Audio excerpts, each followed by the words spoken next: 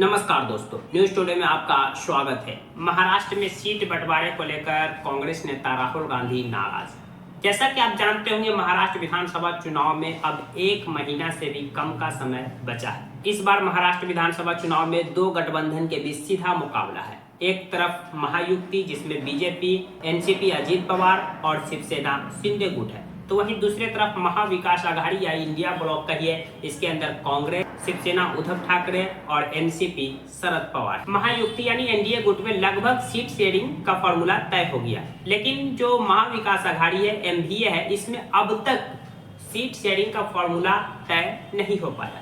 इसी सिलसिले में दिल्ली मुख्यालय पर कांग्रेस केंद्रीय चुनाव समिति की बैठक हुई और इस बैठक में राहुल गांधी महाराष्ट्र के अपने लीडर से काफी ज्यादा नाराज दिखे। वो बैठक खत्म होने से पहले ही बैठक से निकलकर बाहर चले गए। सूत्रों से मिली जानकारी के मुताबिक राहुल गांधी 2 वजह से नाराज है। एक तो सीट बंटवारे को लेकर राहुल गांधी यानी कांग्रेस पार्टी ने महाराष्ट्र में बड़े बड़े लीडर को अपॉइंट किया था, लेकिन वो सही से ये सीट शेयरिंग का फॉर्मूला तय नहीं कर पाए।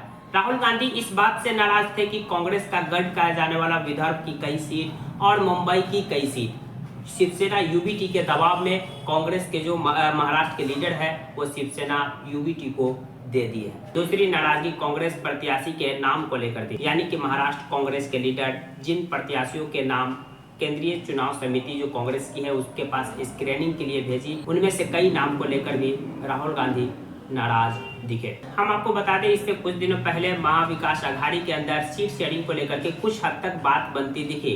शरद पवार ने एक नया फॉर्मूला लेकर आया था और बताया जा रहा था कि इस फॉर्मूले से तीनों लोग सहमत है।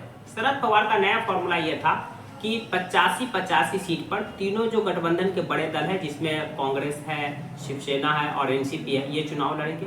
बाकी के जो 33 सीट है, इस पर बाद में फैसला कर लिया जाएगा कि कितने सहयोगी दल को दिया जाएगा और कितने इन सीटों में से फिर हम लोग बंटवारा कर लेंगे। लेकिन बाद में फिर ये खबरें आई कि सीट शेयरिंग को लेकर के अभी तक एमवीए के अंदर कोई सहमति नहीं बनी है। तो वहीं महाराष्ट्र में इंडिया गठबंधन के एक और सहयोगी पार्टी समाजवादी पार्टी भी इस गठबंधन में 5 सीटें की डिमांड कर रहे हैं। समाजवादी पार्टी की ओर से अल्टीमेटम दिया गया कि शनिवार शाम 5 बजे तक अगर हमें इंडिया ब्लॉक के अंदर 5 सीटें नहीं दी गई तो हम 25 सीट पर अपने उम्मीदवार उतारेंगे। यानी कि इन 3 दलों के बीच तो सीट शेयरिंग को लेकर एक घमासान मचा ही हुआ था। अब समाजवादी पार्टी भी अपनी डिमांड रख दी है। वहीं इस बीच सीट शेयरिंग को लेकर के एक नया फॉर्मूला सामने आया है। इस नए फार्मूले के मुताबिक कांग्रेस पार्टी महाराष्ट्र में 102 से 104 सीट पर चुनाव लड़ सकती है। उद्धव ठाकरे शिवसेना जो है वो 90 से 95 सीट पर और शरद पवार एनसीपी जो है वो 70 से 75 सीट पर चुनाव लड़ सकती है। हम आपको बता दें कि 2024 के लोकसभा चुनाव में कांग्रेस पार्टी महाराष्ट्र की सबसे बड़ी पार्टी बनकर उभरी थी।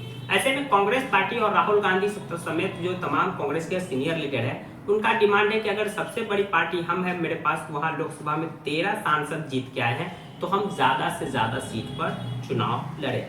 वहीं शिवसेना यूबीटी है, उनका कहना है कि कांग्रेस पार्टी का जो धार लोकसभा चुनाव में था वो धार विधानसभा चुनाव जो हरियाणा हुआ इसके बाद खत्म हो गया, इसलिए हम ज्यादा से ज्यादा सीट आपको नहीं दे सकते हैं और खुद ज्यादा से ज्यादा सीट पर चुनाव लड़ना चाहती थी। हालांकि ये सब कुछ अब क्लियर होता दिख रहा है। महाराष्ट्र विधानसभा चुनाव को लेकर आपकी क्या राय है? इस बार किसकी सरकार बनेगी, इंडिया गुट या एनडीए गुट? इसके अलावा आप चीफ मिनिस्टर के तौर पर महाराष्ट्र में किसे देखना चाहते हैं? अपनी राय कमेंट बॉक्स में जरूर डालें। जानकारी पसंद आई तो प्लीज़ वीडियो को लाइक कर दीजिए, चैनल को सब्सक्राइब कर दीजिए। Thank you for watching.